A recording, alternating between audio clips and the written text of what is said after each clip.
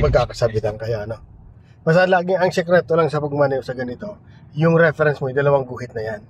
So dapat nasa gitna ka niyan. Ngayon, yung sinasabi mo kanina, yung gulong nila, pag nakapasok na kagaya yan, wala ka talagang choice na, kundi sumunod na sa kanila. Huwag mo siyang sasabayan, kasi di ka naman kayo magkakasya dun eh.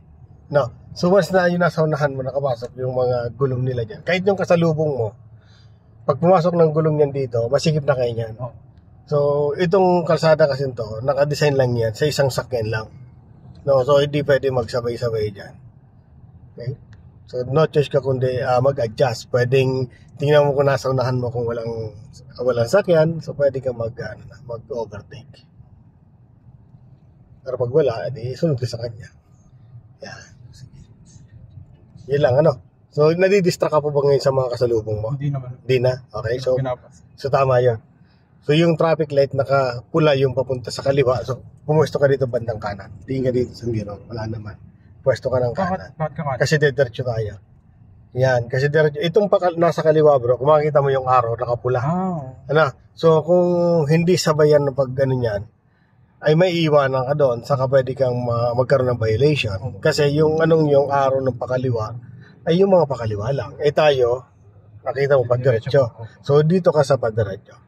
Ganun ang tumingin doon sa mga traffic light na ano, no? Yung position. So dito titingin ka rin, ito. Nakita mo to? Yan, padiretso. Tapos yung arrow naka-blurred yung papunta dito. Ayun yung naka-blurred na yan, naka-blurred na yan. Pakaliwa, ayun. Tapos ito naka-blurred na to, pakanan. Yung naka-highlights, yan tayo. 40 meters. So dapat itong highlights na to, yan ang susundin mo. Ito yon. Ha? So dito, taaralin mo rin yan. Okay? So nakita mo blurred? Ayan o. Ayan o. Ito naka-blurred. Ito highlights ng dalawa. Padiretso tayo. So dito tayo. Tama yan. Kailangan lagi mong kita yung gulong na nasa harapan mo. Yung truck na yan. Tapos yun nandito sa tagiliran. Tama, may sakyan dito sa tagiliran na. So pag may sakyan dito sa tagiliran, huwag ka madidistract. Focus ka lang basta sa lane mo. No? Ganyan na.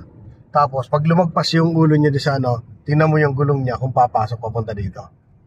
No. Iba hindi nag-signal po eh. Yes, bigla lang papasok na yan yung ano. So yun ang mga babantayan mo sir, ano. Pag ako nagdadrive sa ganito bro, nakakasabayan ko malalaking sakyan, kaya nito. Lagi ako may agwat dyan. Lagi yung ganyang kalayo siya. Tapos lagi ko tinitingnan yung nasa likuran ko. Pag may naka-block sa akin na isa, kagaya nito, may nasa likod natin yung van. So okay yan, may light vehicle sa'yo nasa likod mo. Pero pag nasa likuran mo ay truck, trailer truck, tapos medyo malayo, okay? Obserbahan mo yung galaw niya, kung paano siya mamreno. No, obserbahan mo lang. Okay? Tapos focus ka lang dyan sa lane mo. Yung mga nasa gilid mo ng mga sakyan na yan, okay? So tingnan mo lang yung galaw nila kung papasok dito ng alanganin. Yan. So huwag ka masyadong didikit ha. Yan, dito. Silip-silip ka lang dito. Obserbahan mo kung nasa likuran mo, light vehicle para gagawin mo siyang panangga. Ito nasa likod mo. Okay? Tapos huwag kang didikit masyado dyan sa trailer. Yan. Tapos huwag kang sasagasa doon sa guhit. Lagi nasa gitna. Sige. Posisyon ka lang muna. Pero kumuha ka ng lane ng isa sa gitna. Signal ka ng kanan, tapos silip ka dito. Wala naman. Pasok ka. Isang lane. Pag mga ganitong maramihan na ganito, lagi ka magtitira ng isang lane dyan. Para kung may nakapark man dyan, ay kagaya na, di ba? Kung di tayo nag-change ang lane, di dahil tayo kagad dyan. O, isa pang lane, kumuha ka ba yung ulira? Tingin ka dito, wala. Kumuha ka pa. Basta lagi ka magtitira. Maglalagay ng allowance. Na? Okay? O, go ka. So, nakita mo yung speed limit, sir. Ayan, ha? 60 yung mga bus, tapos 80 naman yung mga light vehicle na kagaya nito sa yan, no? So, yan ang pinaka-maximum.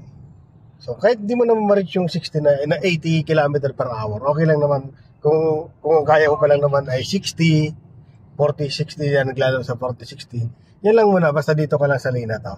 Huwag ka lang bababa doon sa overtaking lane, doon sa kaliwa. Kasi yung kaliwa na yan, pinaka-overtaking lane. Dito naman sa kabila, exit naman.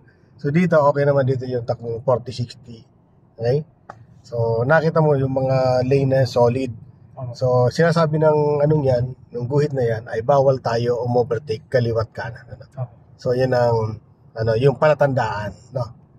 Pero yung iba, kung mapapansin mo, nag-change ang lane. Yung mga professional. Kasi nasanay sila doon sa sinasabing common sense. Kaya ganun, common sense. Kasi may mga driver na, syempre, ginagamit nila common sense. Halimbawa, wala naman talaga sakyan sa likod. Wala naman sakyan sa So, ang bagal na sa harapan. Kaya nag-change yung lane sila. Pero yung guhit na yan, gawin mo lang as a reference. Actually, sinasabi ng guhit na yan na bawal talaga tayo mag-overtake kaliwat kanan. Kasi delikado yung area na yan. Pero kung gagamitin mo naman yung common sense mo, di ba, wala naman talagang sakya sa likod. So, pwede naman mag-change lang, basta ingat ka lang. Mag-ingat ka lang. Basta yung mga guhit na yan, gawin mo siyang reference. Kulay dilaw man yan, o double solid, white solid, o broken man yan, lagi tayo mag-iingat sa mag-change ang lane. Lagi natin gagamitin yung signal bago tayo mag-change. Signal ka ng kaliwa o kanan kung saan ka pupunta. Tapos, tingin ka sa mirror. Yan ang pinaka-importante dyan. Okay? Yung tingnan muna yung galaw nasa likuran kung mag-aabot kayo. Okay? Kasi kung broken nga yan, kung mag-change ka naman bara-bara, wala rin. No? Kung solid yan, pero kung mag-change ka naman, maingat ka naman, pwede yon. No? Kasi sa batas, inaan naman yan. Kumbaga, accepted naman yan kung talagang wala naman talaga yung sakyan sa likod Ang clear naman. Kung may traffic enforcer na bahala ka na doon magpaliwanag pero talaga bawal talaga yung yan. Pero gagamitin mo rin minsan common sense. May common sense din naman. Kung sobrang bagal na dito at emergency ka na, o kailangan mo talaga. So, mag-ingat ka lang, As a reference mo lang gawin lang yan,